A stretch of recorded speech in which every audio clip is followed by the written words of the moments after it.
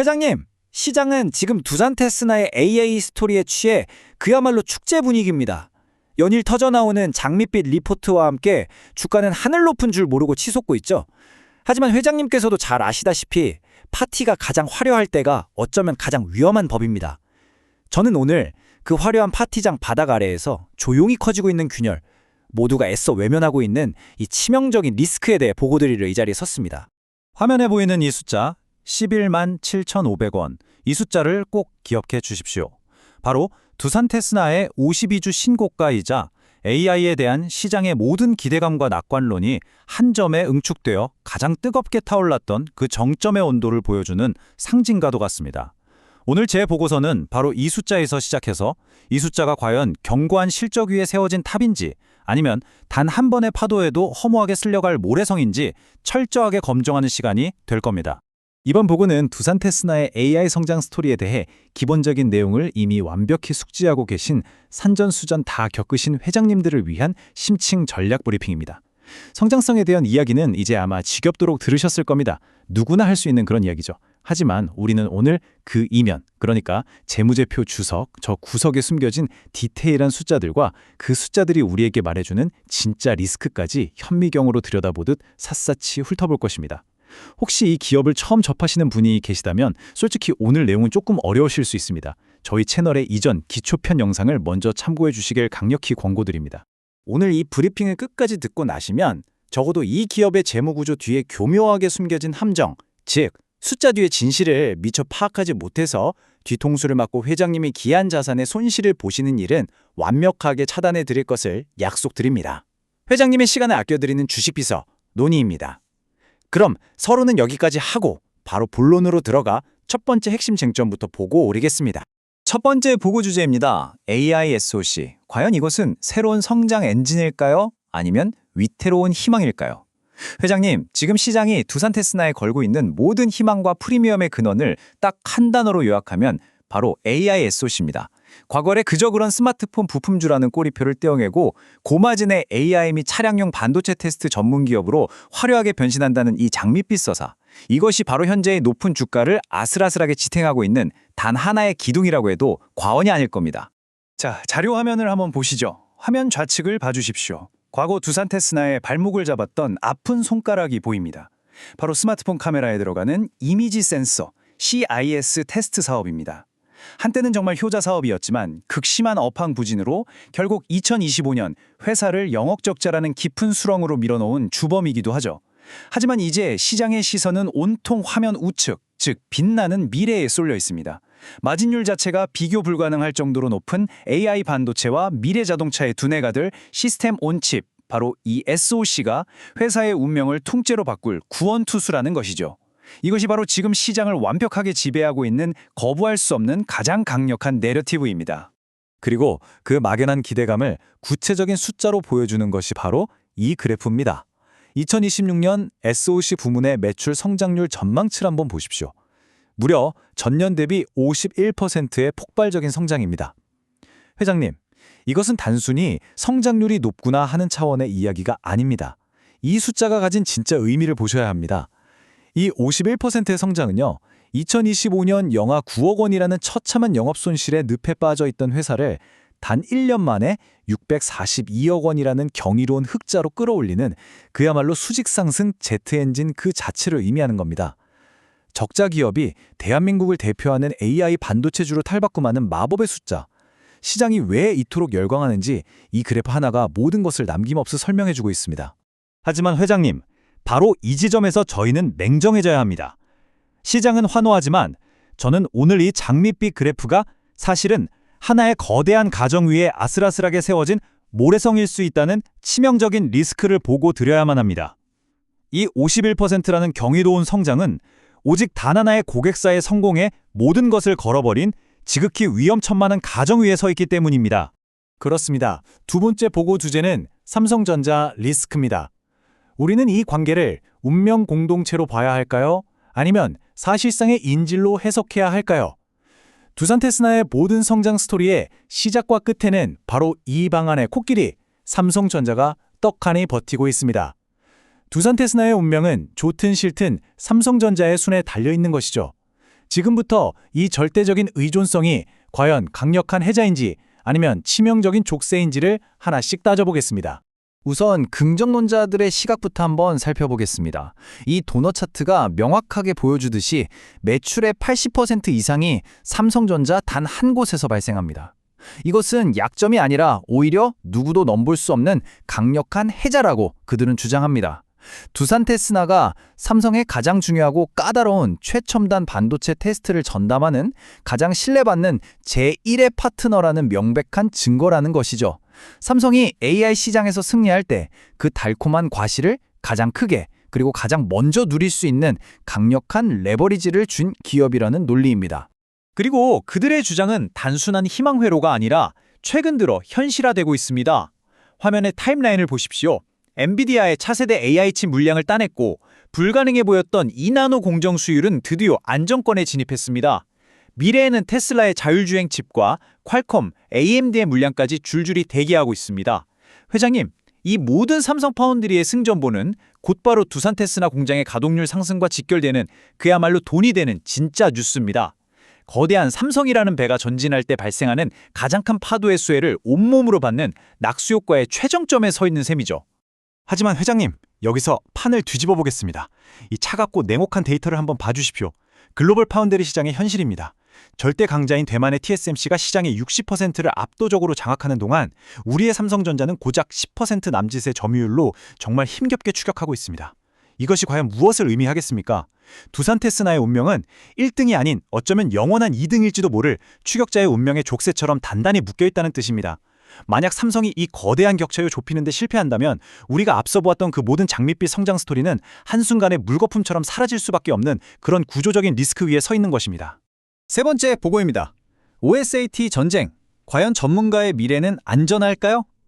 자, 이제 시야를 삼성이라는 울타리 밖으로 더 넓혀서 두산 테스나가 속한 글로벌 OSAT, 즉 반도체 후공정 산업 전체의 거대한 전쟁터를 조망해 보겠습니다. 이것은 그야말로 조단위의 자본이 격돌하는 총성 없는 전쟁터입니다. 과연 이 치열한 전쟁터에서 테스트라는 한 우물만 파는 전문가 전략이 생존에 유리할지 아니면 도태의 지름길이 될지 냉정하게 분석해 보겠습니다. 회장님, 안타깝지만 시장의 거대한 흐름은 이미 턴키로 넘어가고 있습니다. 화면의 정의를 한번 보시죠.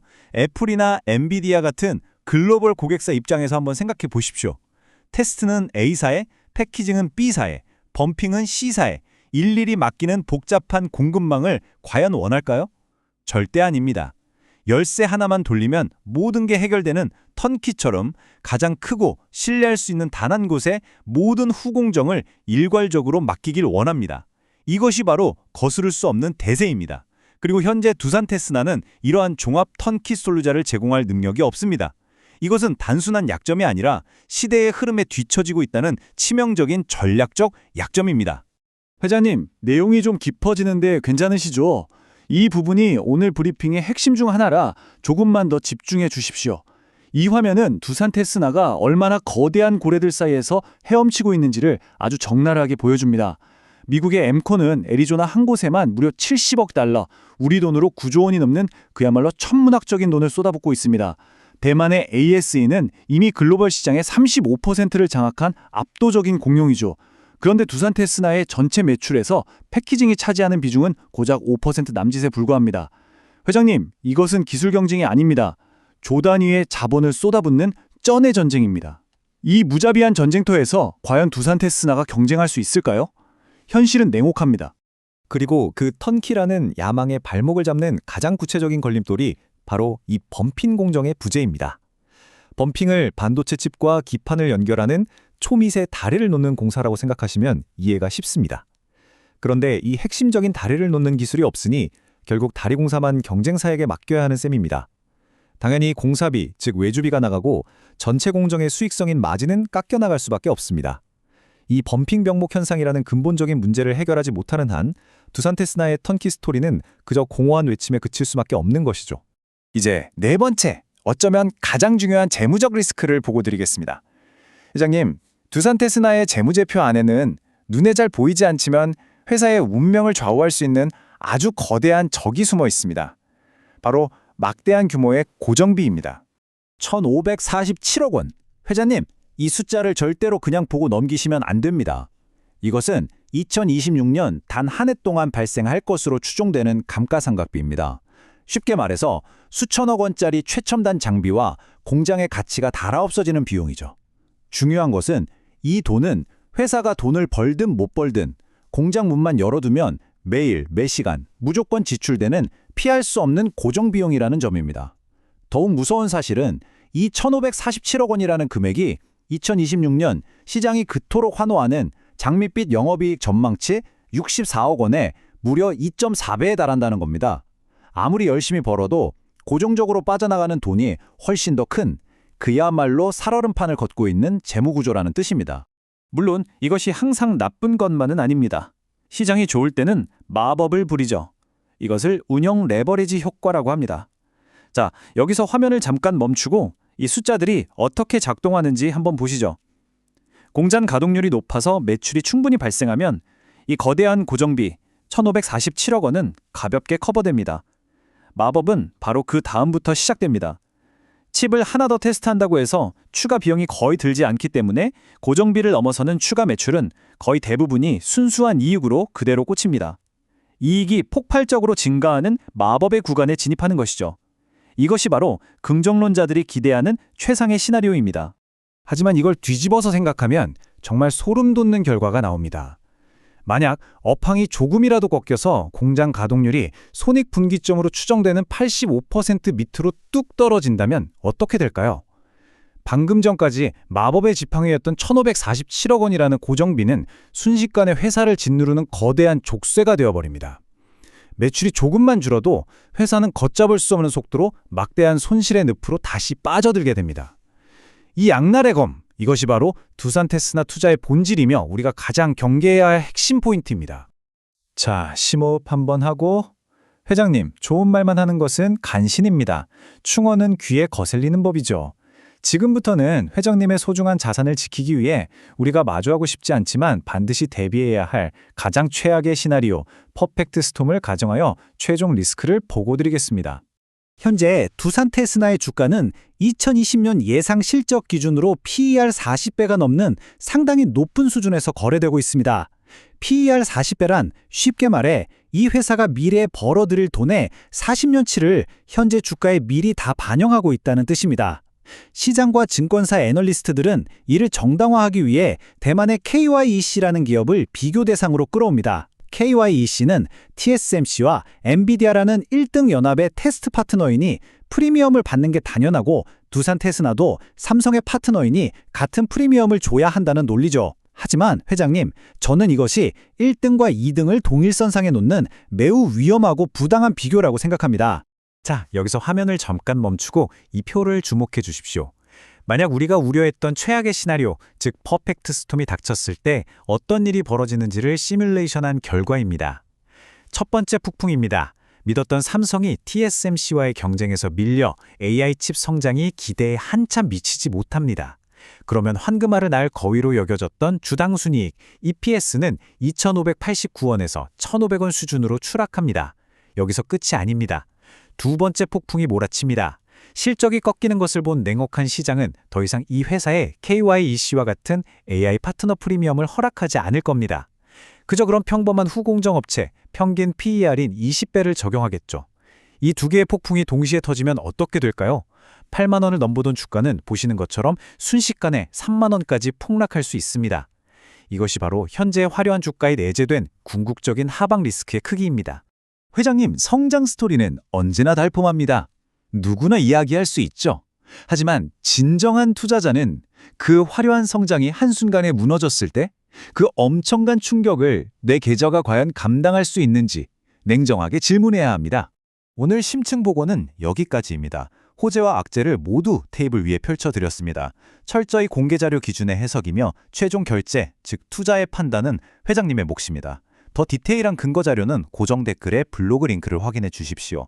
시간 아껴드리는 주식비서 론이었습니다. 성투하십시오.